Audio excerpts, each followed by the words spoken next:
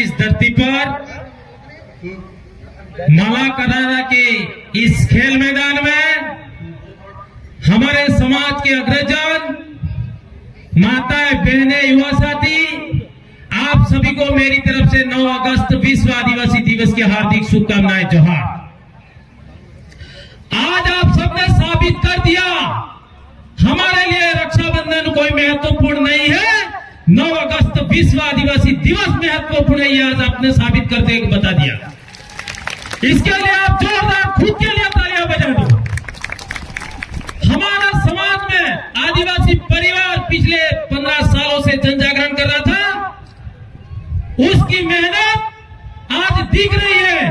एक तरफ रक्षाबंधन है, एक तरफ विश्व आदिवासी दिवस है, लेकिन हमारे भाइयों बहनों ने बता दिया कि रक्षाबंधन महत्वपूर्ण नहीं है, विश्व आदिवासी दिवस महत्वपूर्ण है।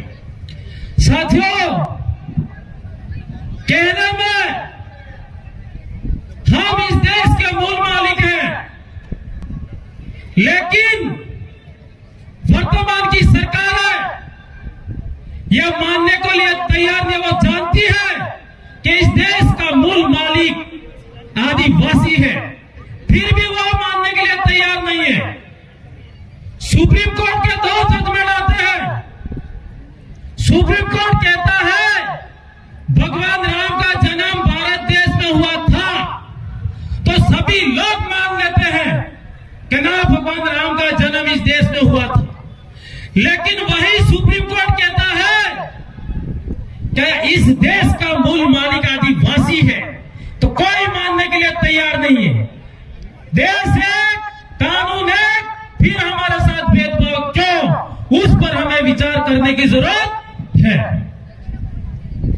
सरकारें जानती है, फिर भी हमें इस देश का मूल मालिक का दर्जा देने के लिए तैयार नहीं है, और जो सम्मान मिलना चाहिए वो देने के लिए तैयार नहीं है।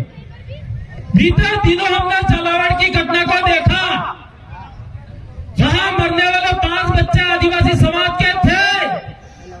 हमारे समाज के लोगों ने मुआवजा मांगा 1 करोड़ रुपया, लेकिन सरकार ने इन मूल मालिकों को मात्र 10 लाख रुपया नवाजा, इससे ज्यादा 1 रुपया नहीं दिया।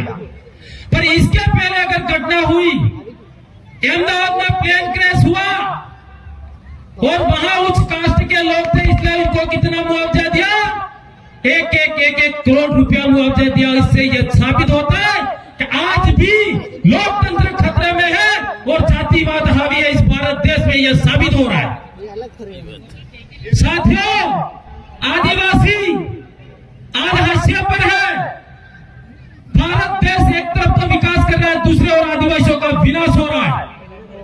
इसका जीता जागता उदाहरण कोटड़ा में आप देख लीजिए। आज हमारे 7-7, 8-8 साल की बच्चियों को गिरवे रख रहे हैं, बेच रहे हैं।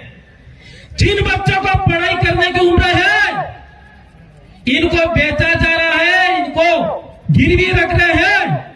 वो किन के कारण हमारी ऐसी हालत हुई है? इन दलालों की वजह से, इन सरकारों की वजह से आदिवासी आज वापिस गुलाम बन गया। देश आजाद हुए कितने साल हो गए, लेकिन आदिवासी अभी भी आजाद पूरी तरह से नहीं हुआ है। और हमारे बाबूलाल जी कटारा खराड़ी अब यहाँ सागवाड़ा में कार्यक्रम कर रहे हैं। आप इससे बेटर तो आपके एरिया में कार्यक्रम करके आपके एरिया में क्या हालत बना रखी, आप 4 बार के विधायक हो, उसके बारे में सोचना चाहिए। साथियों, हमें कानूनी लड़ाई लड़नी चाहिए, लेकिन लोकतंत्र भी खतरे में आ रहा है, यह भी हमें ध्यान रखना चाहिए। आप यह भी देख लो,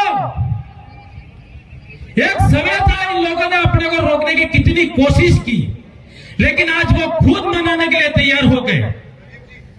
दूसरी बात, मैं वर्तमान सरकार से कहना चाहता हूं, आप आदिवासियों के हितैषी हो तो आज घोषणा करें कि इस शेड्यूल एरिया में 5वीं अनुसूची के मूल भावना के अनुरूप आरक्षण को लागू किया जाए। तीसरी बात, यहां के मुख्यमंत्री माही का पानी जवाईपान ले जाने की बात कर रहे हैं। 7,000 करोड़ का प्रोजेक्ट बनाया है इन्होंने, पर यहाँ का भील आदिवासी बूंद बूंद के लिए तरस रहा है। तो हमारा आपसे मांग है, पहले पानी हमारे को दो और बचता है ये पानी ले जाने नहीं देंगे। जय जोहार, जय आदिवासी, जय भील प्रदेश। बहुत बहुत धन्यवाद। आप लोग जो इधर खड़े हैं